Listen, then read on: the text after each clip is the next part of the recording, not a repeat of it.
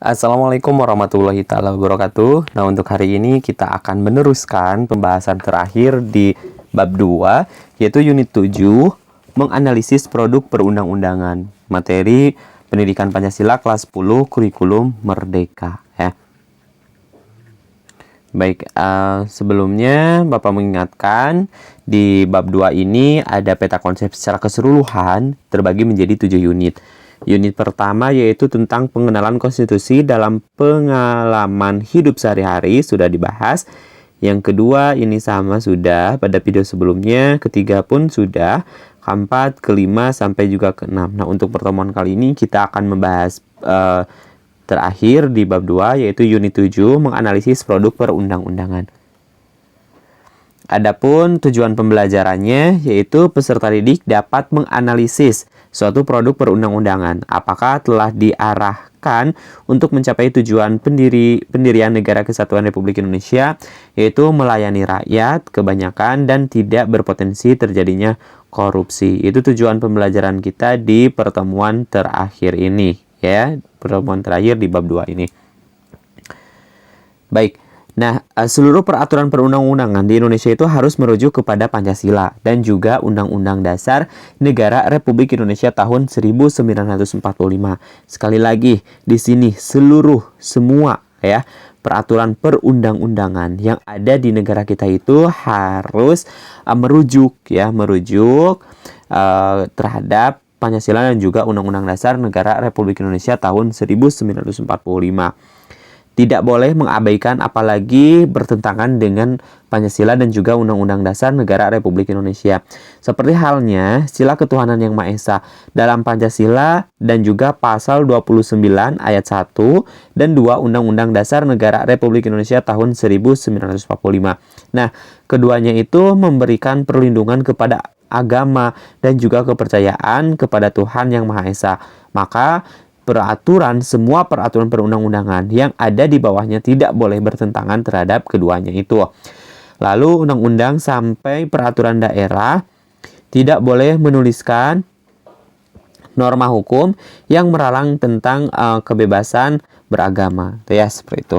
Lalu yang selanjutnya, kedua peraturan yang ada di bawah Undang-Undang Dasar Negara Republik Indonesia tahun 1945 juga harus merujuk pada pasal atau ayat yang ada dalam Undang-Undang Dasar Negara Republik Indonesia tahun 1945. Nah, hal tersebut itu berlaku secara hierarkis dalam urutan perundang-undangan, sehingga sebuah peraturan daerah misalnya bukan hanya harus merujuk pada Undang-Undang Dasar Negara Republik Indonesia tahun 1945, tetapi harus pula merujuk pada undang-undang atau peraturan pemerintah yang ada di atasnya, yang sejalur perihal yang diatur, ya, seperti itu. Nah, yang selanjutnya, bagaimana sih hubungan seharusnya antara Pancasila dan juga Undang-Undang Dasar Negara Republik Indonesia tahun 1945 dengan peraturan perundang-undangan yang lainnya? Ada beberapa hal yang menjadi pedoman dalam mencermati hubungan antar perundang-undangan. Yang pertama, tidak boleh bertentangan. Jelas ya, ini tidak diperbolehkan bertentangan, apalagi keluar dari Pancasila dan juga Undang-Undang Dasar Negara Republik Indonesia, ya. Yang kedua, peraturan perundang-undangan yang ada di bawah Undang-Undang Dasar Negara Republik Indonesia tahun 1945 harus merujuk atau memiliki cantolan terhadap pasal atau ayat yang ada dalam Undang-Undang Dasar Negara Republik Indonesia tahun 1945. Lalu yang ketiga, isinya harus searah dan juga mendukung terhadap peraturan perundang-undangan yang di atasnya. Norma hukum yang ada harus dapat dilaksanakan dan harus selaras dengan upaya mendorong pemerintah yang melayani kepentingan rakyat, memperhatikan rasa keadilan, dan juga tidak berpeluang digunakan untuk korupsi. Lalu apabila ketiga hal tersebut di atas tidak terpenuhi, maka peraturan perundang-undangan itu dapat digugat, ya. Sekali lagi, ketika ketiga hal tersebut itu tidak terpenuhi, ya, maka sebuah peraturan perundang-undangan itu dapat digugat. Apabila peraturan berbentuk undang-undang, maka dapat digugat ya judicial review ke Mahkamah Konstitusi. Sedangkan selainnya dapat dilayangkan gugatan ke Mahkamah Agung atau MA. Nah, ketiga hal itu sekaligus merupakan alat sederhana untuk apa? Untuk menganalisis sebuah produk perundang-undangan. Apakah sesuai dengan ini atau tidak? Nah, ketika tidak sesuai atau bahkan tidak terpenuhi itu ya, maka peraturan perundang-undangan itu bisa digugat. Nah, gugatan tersebut itu digugat ke Mahkamah Konstitusi selanjutnya ya. Sedangkan selanjutnya itu dapat dilayangkan gugatan ya, selainnya itu dapat dilayangkan gugatan ke Mahkamah Agung ya, seperti itu. Nah, yang selanjutnya ada contoh analisis terhadap undang-undang. Dalam hal ini adalah Undang-Undang Nomor 6 Tahun 2014 tentang desa. Jadi ini adalah salah satu bentuk menganalisis undang-undang desa ya. Nah, perbedaan desa lama dan baru dalam perspektif undang-undang desa. Yang pertama di sini payung hukum. Nah, payung hukum undang-undang lama yaitu Undang-Undang Nomor 32/2004 dan PP Nomor 72/2005. Sementara desa yang baru ya, payung hukumnya itu ada di tahun 2014, Undang-Undang Nomor 6/2014. Yang selanjutnya ini terkait dengan asas utama. Kalau di desa lama itu adalah desentralisasi residualitas. Sementara di desa baru ya, yang sekarang yang berlakunya itu adalah rekognisi subsidiaritas. Nah, apa sih maksud dari desentralisasi residualitas? Di sini ada keterangannya ya. Keterangan atau beberapa istilah dari analisis perbedaan desa lama dan juga desa baru. Nah, desentralisasi adalah penyerahan wewenang oleh pemerintah pusat kepada daerah dalam rangka sistem kenegaraan. Nah, dalam Negara Kesatuan Republik Indonesia, penyerahan wewenang dari pemerintahan diserahkan kepada otonom. Sementara residu jika ditemukan dalam Kamus Bahasa Indonesia berarti sisa. Sehingga asas residualitas memiliki pengertian bahwa suatu organ pemerintahan melaksanakan sisa kewenangan yang diberikan oleh organ pemerintahan lainnya. Asas residualitas yang mengikuti asas desentralisasi menegaskan bahwa seluruh kewenangan dibagi habis antara pemerintahan pusat, pemerintahan provinsi, dan yang terakhir di tangan pemerintahan kabupaten atau kota ya, pemerintahan kabupaten atau kota. Nah, dengan asas desentralisasi dan residualitas ini, desa ditempatkan dalam sistem pemerintahan kabupaten atau kota ya, kabupaten atau kota yang menerima pelimpahan sebagian sisa-sisa kewenangan dari bupati atau wali kota. Nah, yang selanjutnya yaitu kedudukan ya. Kedudukannya desa lama itu adalah sebagai organisasi pemerintah yang berada dalam sistem pemerintahan kabupaten atau kota ya. Nah, sementara desa baru yaitu sebagai pemerintahan masyarakat ya.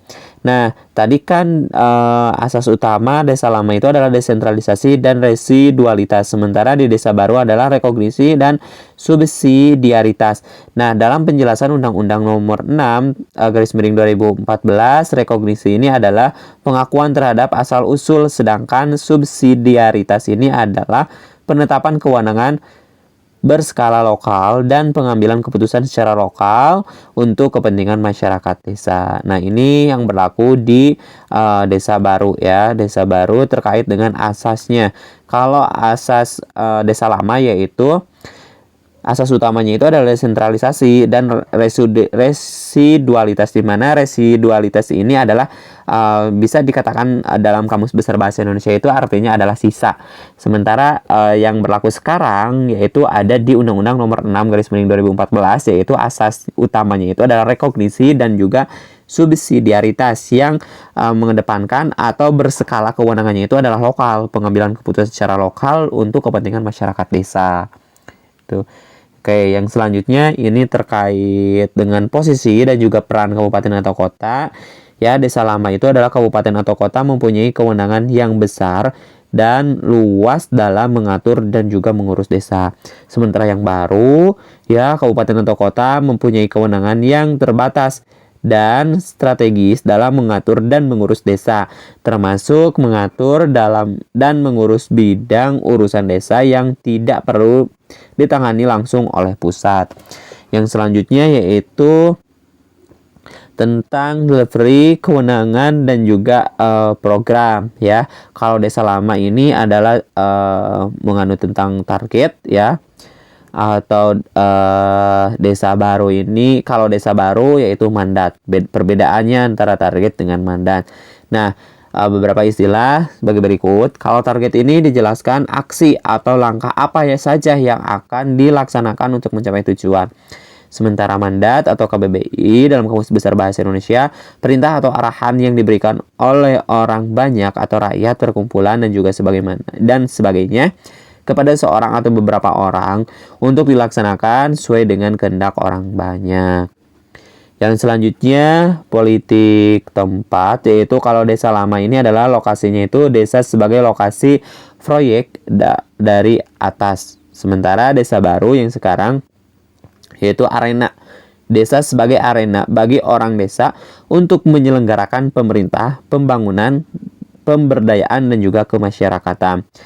Nah, objek di sini merupakan suatu hal, perkara atau orang yang menjadi pokok pembicaraan. Sementara subjek atau subjek adalah bagian klausa yang menandai apa yang dibicarakan oleh pembicara. Bagian klausa yang lain selain subjek adalah predikat. Subjek tidak selalu sama dengan pelaku atau aktor, terutama dalam kalimat pasif. Yang selanjutnya yaitu model pembangunan. Nah, kalau model pembangunan ini desa lama yaitu government driven development atau community driven development. Artinya didorong oleh pemerintah pembangunan atau komunitas pembangunan didorong ya, atau komunitas pembangunannya itu didorong ya, atau dorongan pemerintahan pembangunan. Oke. Kalau desa baru ini adalah pembangunan berbasis desa ini, village drive development ini adalah pembangunan berbasis desa ya.